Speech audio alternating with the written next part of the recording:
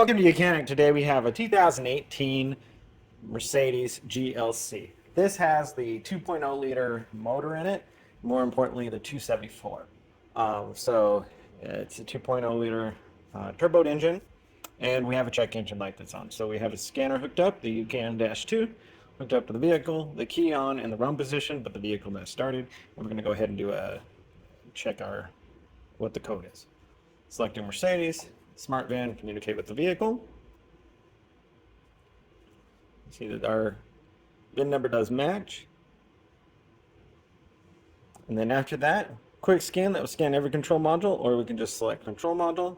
We want the engine, so we're going to go into drive, motor electronics.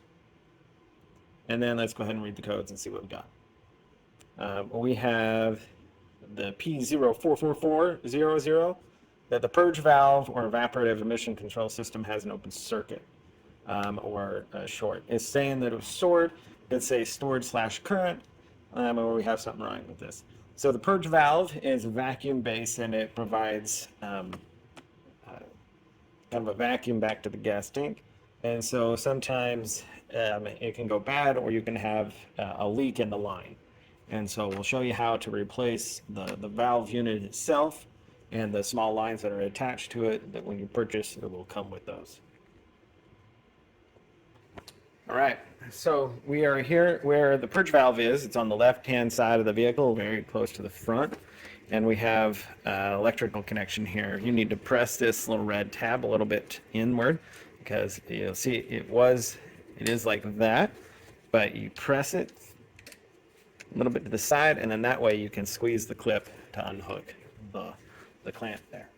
And then we have some connections here. We have the one connection up here that we're going to unclip.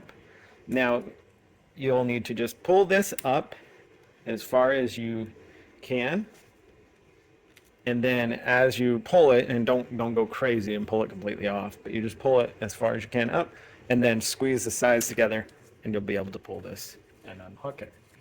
And then we have a rubber grommet here on the back holding this to a bracket. So we just need to free that. It has a little lock tab in here that I am releasing with the pick tool here.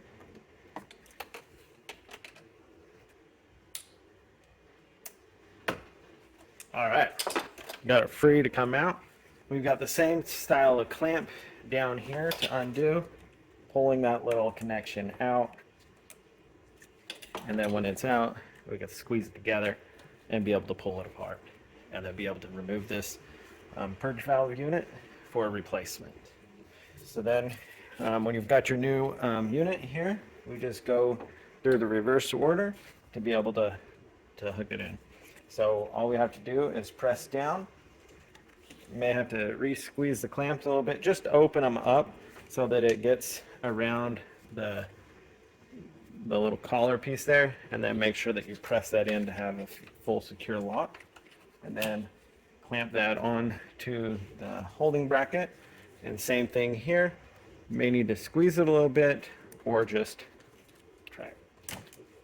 press a little harder, and then it will go around it, and then put your double lock down and secure and lock that into place. And then reconnect your power connection, and also put that secure lock in there. And then when you're done with replacing your purge valve, you will want to go back to your scanner with the key on in the run position and be able to clear the code and erase it.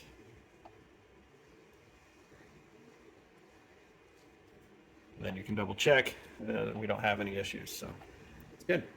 So that's how you replace your purge valve in case you have an issue with the valve, but you also might have another that you've got a leak, and so it's not having the right the pressure it's supposed to have. This is a one-way valve, so if the diaphragm does break down inside, then air will go the wrong direction, and that will also cause the valve to malfunction.